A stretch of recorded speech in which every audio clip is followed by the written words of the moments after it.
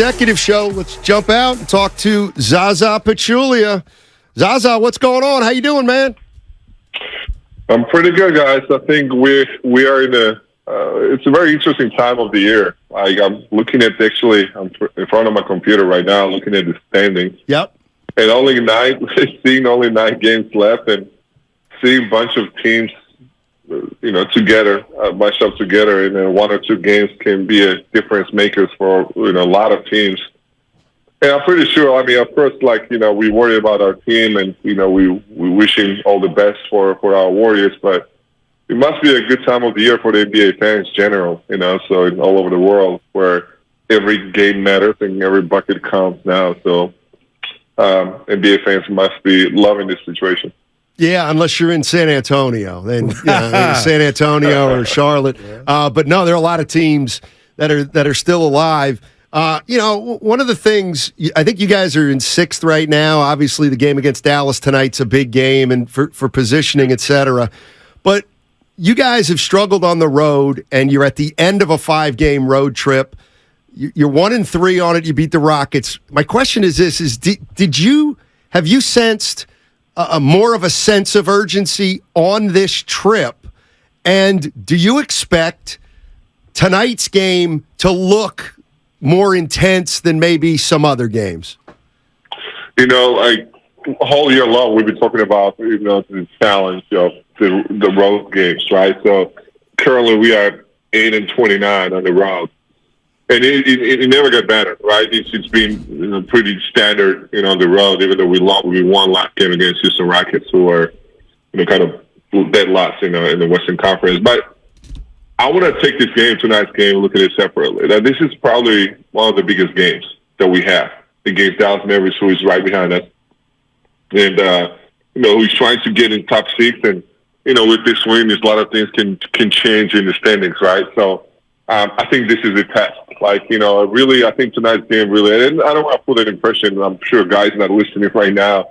But realistically talking, I mean, tonight's game really going to determine what we're made of. Is it not that we have not been trying to win the road games, the 29 losses we have, but it's over the end of the season. We've been trying to figure out the injuries and the rotations, and if you guys remember all these things, right? The lineups. But now it's time actually to really see. Was it the championship hangover we talked about? Is it because of really there was disruptions going on with the injuries and lineup changes and minutes and etc. Now's the time, because there's only 9 games left. You don't have too many opportunities right now to figure things out. And I think I look at it, this game, it's a statement game. Wow, Zaza, I'm with you. We're both excited. Now, you played in the league, and I'm going to bring up this word, communication, because I feel like it's the most important word, regardless if you're in the NBA or not. And I was telling my partner, let's just assume Wiggins does not come back. That was, from a basketball standpoint, a blow.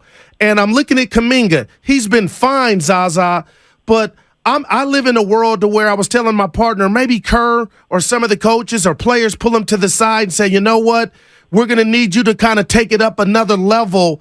Can you talk to us about the dynamic within an NBA team to where that communication happens? And how often does it happen for a young player like Kuminga? Because I feel like he could take on a bigger role. You actually mentioned one of my favorite values, and I believe in his word, communication.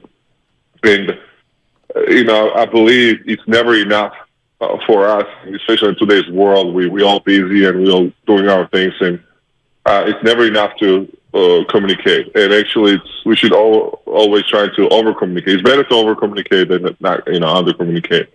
It is crucial. It's one of the biggest factors of the success, in my opinion, for any organization, any team, even within the family. It doesn't matter the scale of the family. It's always important to communicate. So, and also, I would like to tell you, because I played for Coach Kerr, he's probably one of the best communicated coaches I ever had in my 16-year career. And I can tell you so many examples, and I have my favorite story as well with him, and I'm more than happy to share if you guys want to. But talking about Kuminga, I have no doubt that, obviously I don't spend daily basis time with the team, and I don't travel with the team as much, but I'm pretty sure I know Steve. I played for him. I know his communication skills and importance, and he's not only a coach, he's a mentor. He's a psychologist. Those things really resonate with Steve Kerr, and that's why he's one of the best. Not because, the plays he has, those substitutions he makes. No, because his communication skills is so amazing. His psychological part is so important, and he knows how to motivate the guys and how to get those guys ready. And Kuminga, that's what he wanted, right? He wanted to get a chance, and because if you guys remember, first year especially, a lot of ups and downs, with minutes and his involvement.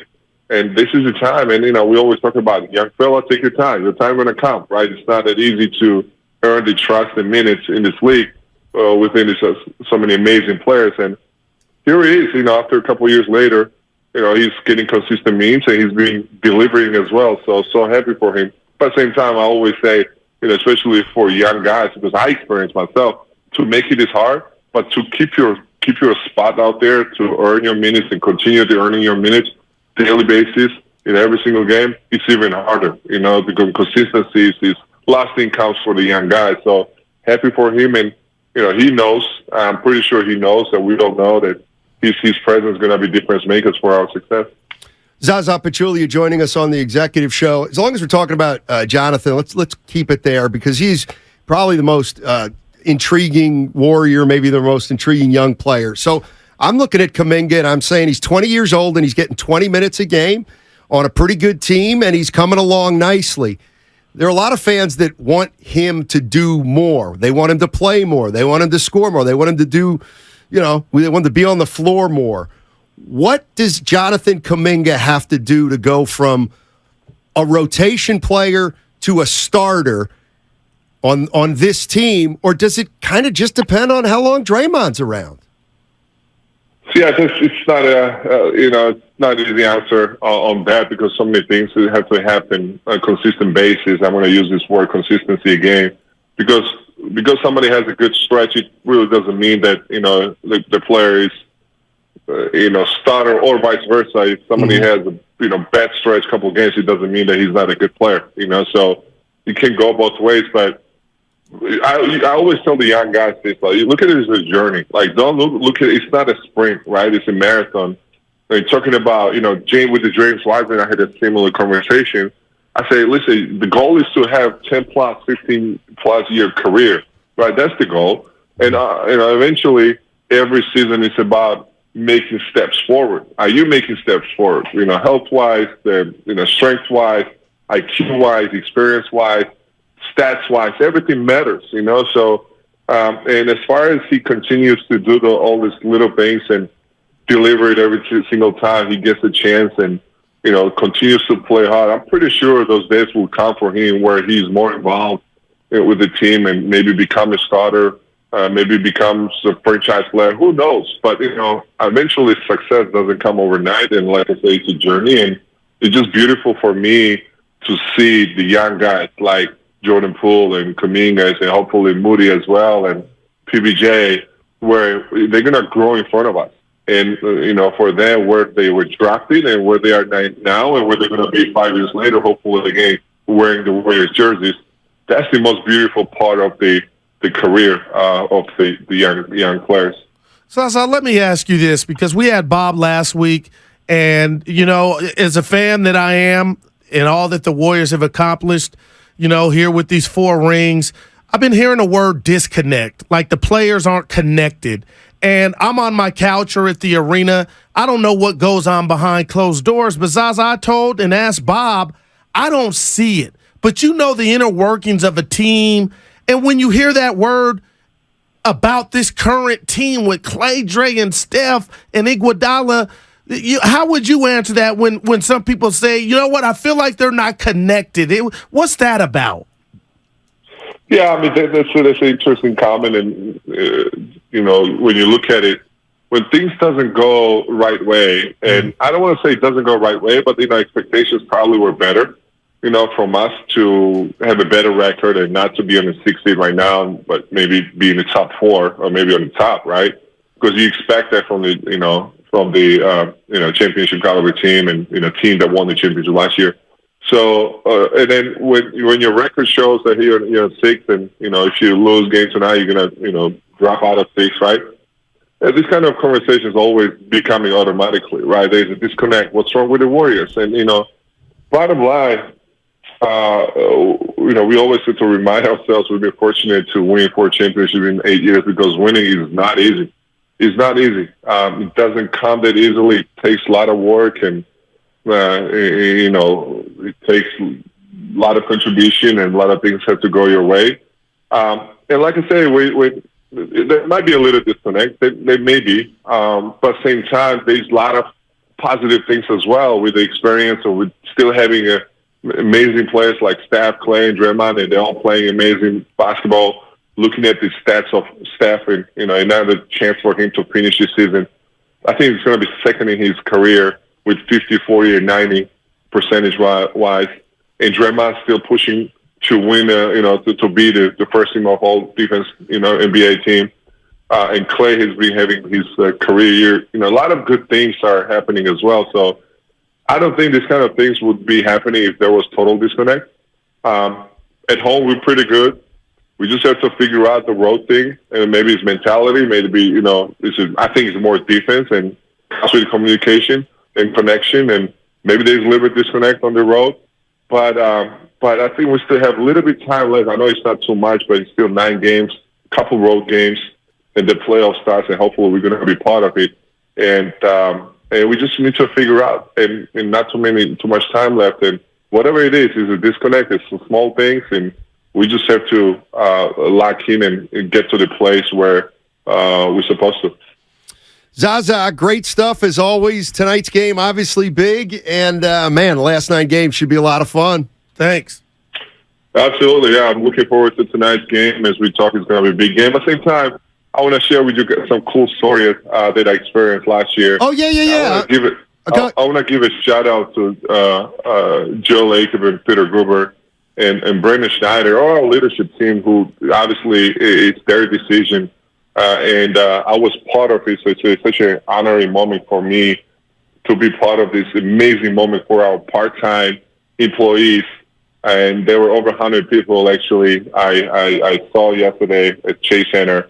And they all got the championship rings from last year. So, again, when you're a kind of part-time member, I said, are you really a part of the Warriors of the championship run or not? It's always kind of gray area. So I think yesterday's moment and experience clearly showed and made them feel, at least that's kind of feedback we got. And that's why Warriors are amazing, to make them feel like they are a huge part of our success on and off the court, even though they might be called as a part-timers. And I want to give a credit and shout out to our leadership team who made a decision that we're going to honor our part-time employees with the championship ring. Well deserved, because our success on and off the court, it really counts. If we all contribute as a team and work as a team. So I know we're talking about Warriors. I know we're talking about our team, but there's so many people off the court as well who's done amazing and continues to do the amazing job to make the difference and to make sure that our fans are getting great experience when they come to the Chase Center, and we all enjoy being part of this journey. Yeah, Zaza, great stuff. I'm glad you shouted that out. Now, what about the unpaid interns? Did they get a ring? Well, they got their rings as well. Yes. Oh, nice. Wow. Nice. One of them too. So I was kind of kidding, but that is cool, man. Yeah.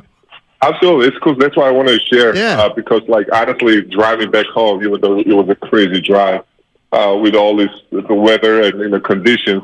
I was keep thinking about it. I had a smile on my face. I said, how cool is that? And I kind of put myself in their situation, how happy they are, and especially sharing this moment with their loved ones, the families, where they really felt like part of the organization, and such a special moment for them. And for me, as I say, it's been honored to be part of it, and I saw a lot of smiley and happy faces, because like I say, it's not given that we're going to win the championships. We obviously been talking about the last 15, 20 minutes.